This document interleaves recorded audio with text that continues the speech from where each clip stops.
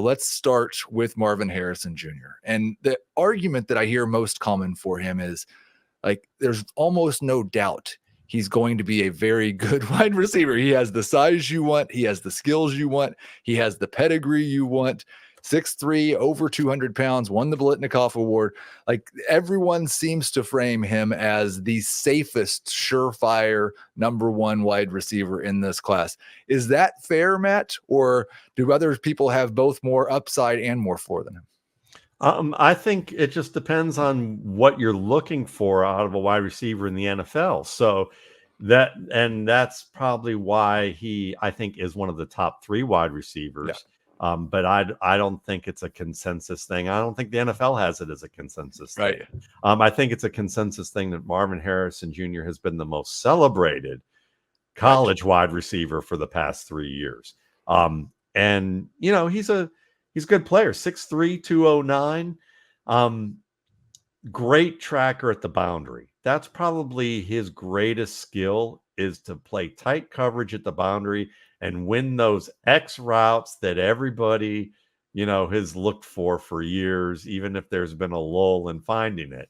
So he's that guy that can come down with the ball and win it over his shoulder and make those plays. He's a solid route runner. He can have some inconsistencies with how sharp his breaks are, and that's important in the NFL, because in college, if you get 2 steps on a guy, you're covered. You're kind of covered in college for a lot of quarterbacks.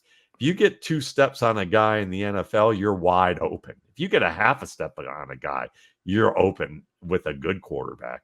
So, every sharp turn makes a difference, and he has a little bit of inconsistencies there. He's got a little bit of inconsistencies with catching the football, surprisingly. If you look at his game, and it's not just against Georgia, but like against Penn State, against a number of teams I watch, he has a habit where he tries to turn downfield to catch a football, and he uses underhand attack, and he can't get his hands up in time to get them together, so the ball goes between his hands. And it's happened numerous times where he ends up trying to position himself like he's trying to do something too fancy, and it ends up biting him, or he gets kind of confused about how he should attack it and thinks, let me try and get downfield, as opposed to let me just get my arms out in front to the earliest point. He's also not the niftiest runner of this group, meaning that he can bend away from defenders. He's not a lateral cut guy. He's not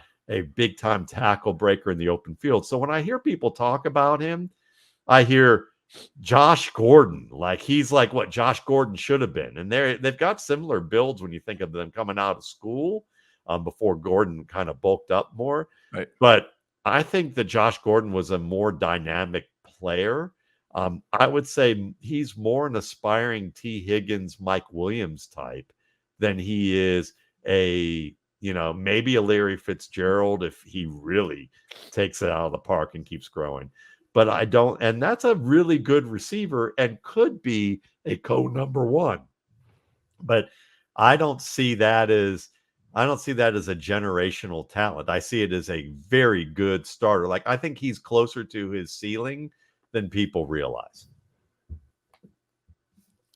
Interesting. Yeah. I mean, I want to weigh in a little on Marv. I like that evaluation. I can see, I like that you see him more as like the T. Higgins than the Josh Gordon type.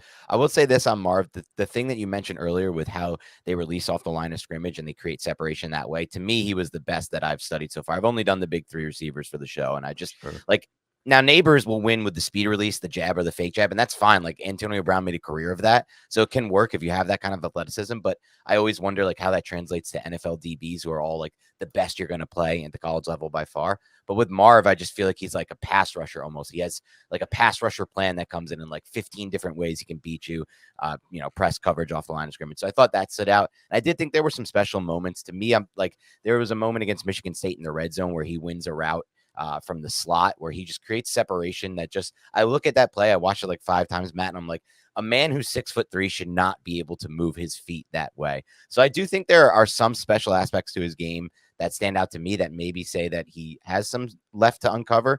But I do think that if you're looking at him as just like the more polished wide receiver, maybe not have the athleticism. Obviously, in the open field, I think he only had just 5 forced missed tackles compared to like 30 for Neighbors. So there's clearly a difference there from like the ability in the open field and the speed. So Matt, you made that comp when you said Higgins, when you said Mike Williams, and the first thing that I thought was, it seems like one of the things that's making these guys really successful in the NFL is the ability to move all over the field. And we talk about like that has unlocked some wide receivers in the last couple of years to have just monster seasons. Do you see Harrison as somebody who can do that, or do you think he's going to be stuck outside most of the time? No, I mean, I think he could probably play inside, outside. I just don't think that he's a guy that you're going to try and find matchups for him. And there's certain areas where he's going to have a matchup domination. Like I think on the outside, he's going to dominate as a boundary guy. But if you're going to press him, like for me, I think that the press moves he has are good, but he does leave his chest open a little too much. And that's something where he's going to get jabbed there. He rocks off his back foot beginning of release. So he has some release tells that he should fix early in camp. But if he doesn't, you're going to see defenders be glued to him because what he does great is separate late. He's a great late separator. Even if they've got him jammed early, he'll uncover late. So if a quarterback trusts him, that's good. But that's the thing. I'd say inside, probably he's an X, and then he can be used as a big slot, kind of like Kenny Golladay. But early on in his career, you could take Kenny Golladay, and put him in the slot against a safety or a linebacker. But now you're getting a much more skilled version of Kenny Golladay, doing that type of work. I'm just glad Dan didn't go into convulsions when he heard that name. Dan, last question. And we'll talk about this with all these guys in terms of landing spot. It's kind of a different question for the top guys, though. So as far as Marvin Harrison Jr. goes, there has been a little bit of talk that possibly the Patriots could not take a quarterback in round 1 and take one of these wide receivers. Like do you think that Harrison Jr. is the type of wide receiver early in his career that could succeed with a terrible quarterback situation? It's a great question. I mean, I've seen some terrible quarterback situations myself watching the New York Giants, and I've seen some quarterbacks who can't get the ball out to receivers who can win one-on-ones on the outside for whatever reasons. They can't process it fast enough. I think a lot of people just don't realize so much of the game at quarterback is, do you process information fast enough to get the ball outside even when you have the one-on-one? So I think that would be a nightmare scenario going to the Patriots, quite frankly, especially when you're staring down the barrel of maybe Justin Herbert at 5 if it goes quarterback, or Kyler Murray at worst. So, yeah, I don't know if he's scheme independent, or I guess quarterback independent. I'm not sure anyone is. I would think that if you have a willing quarterback, that's fine. I don't know. Like if the Patriots, let's say they go Harrison at 3, right, they might come back and trade up and try to take a quarterback like a Michael Penix type. I think he would be perfect for Marvin Harrison, like for his fantasy value. You need someone who's willing to throw those outside passes, though. Very, very good stuff. That's Marvin Harrison Jr.